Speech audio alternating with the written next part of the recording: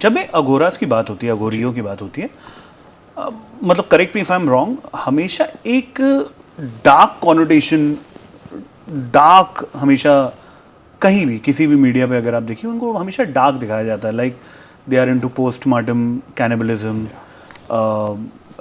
जहाँ पे भी क्रेमेशन हो रहा है वहाँ से लोग खाते हैं, बहुत सारे हॉरर स्टोरीज उसके आजू बाजू चलती हैं। कितनी रियलिटी है जब आप रिसर्च करते हैं, इनके बारे में पढ़ते हैं, कितनी रियलिटी है इन सब मिथ्स के अराउंड, और अगर रियलिटी है भी तो उसका क्या लॉजिक है?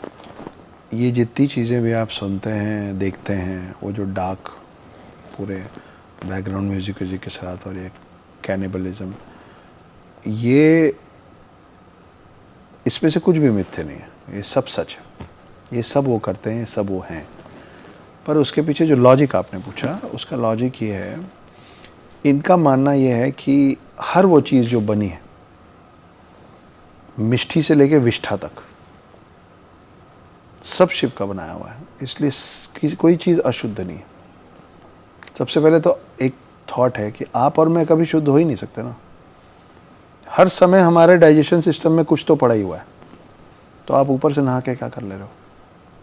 आपके साथ कुछ तो मल तो चिपका हुआ है ना। सॉरी फॉर दिस, लेकिन ऐसा ही है। तो इन लोगों का मानना है कि हम उस पद्धति से शिव तक पहुंचने की कोशिश कर रहे हैं जिस पद्धति की वजह से आप अपने घर में पैदा हुए बच्चों को भगवान का रूप मानते हैं।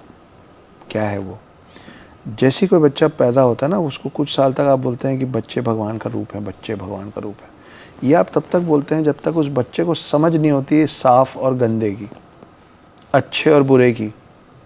आप उसको जो दोगे खा लेगा, आप उसको दूध दोगे दूध पी लेगा, आप उसको विस्की दोगे विस्की पी लेगा, आप उसको खून दोगे खून पी लेगा। करेक्ट है, उसको मालूम ही नहीं। वो बच्चा जब तक मिट्टी में खेलता है, ज़मीन में पड़ा जूता चप्पल को अपने मुंह में डाल लेता है, अपने ही सूसू करके उसी में खेलता रहता है, तब तक बच्चे में भगवान का रूप है। फिर आप और हम सिखाते हैं वो गंदा, उसमें जर्म्स हैं, ये सूसू पॉटी छिची है, इसको नहीं टच करो। ठीक है, जब वो ये सब सीख जाता है तो आप ये बोलना बंद कर देते हैं कि बच्चों में भगवान का रूप है। फिर वो आपके दिमाग में आपके लिए बड़ा हो गया।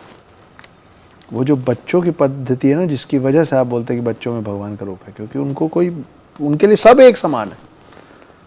वो बाई के गोद में भी उतने ही प्यार से खेलते हैं, अपनी माँ के गोद में भी उतने प्यार से खेलते हैं। आप उसको अपने घर के कुत्ते के साथ बैठा दीजिए, उसके साथ भी, उसके सामने शेर भी आ जाएगा तो भी वो हंसते हुए बैठा रहेगा। ये होते हैं अघोरी, जिनमें जो किसी चीज में कोई फर्क नहीं करते।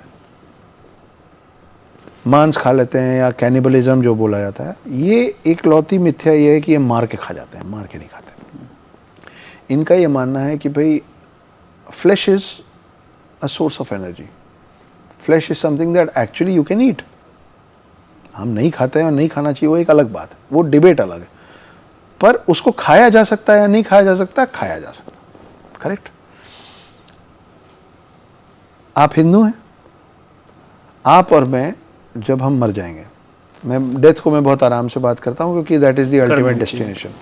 तो जब आप और मैं मर जाएंगे तो चार लोग आपको और मुझे उठाने में 4 से ज़्यादा लोग लगेंगे लेकिन जितने भी लोग लगेंगे, हम लोगों को अंतिम संस्कार के लिए जाया जाएगा, वहाँ जला दिया जाएगा। फिर हमको एक मटके में डाला जाएगा, राख को, वो राख नदी में बहा दिया जाएगा या किसी खेत खलिहान जहाँ हम चाहेंगे वहाँ बिखेर दिया जाएगा या हवा में उड़ा दिया जाएगा। वो जाके किसी, चाहे पानी में डाले, चाहे हवा में डाले, चाहे जंगल में डाले, वो फाइनली पहुँचेगा कहाँ? मिट्टी में। कोई मुस्लिम है जो मरा, उसको दफना दिया गया, वो फाइनली पहुँचा कहाँ? मिट्टी में। ये सारे जब मिट्टी में जो चीज़ें गई हैं, उसी से वो पौधे उगेंगे, मैन्योर बन जाते हैं ना हम। वो उसी मैन्योर से जो पौधे उगेंगे, वो उसमें सब्जियां और फल लगेंगे। उस सब्जी और फल को हम खाएंगे तो हमको क्या मिलेगी? एनर्जी। उनका बोलना है इतना लंबा घुमा के कान क्यों पकड़ रहे हो?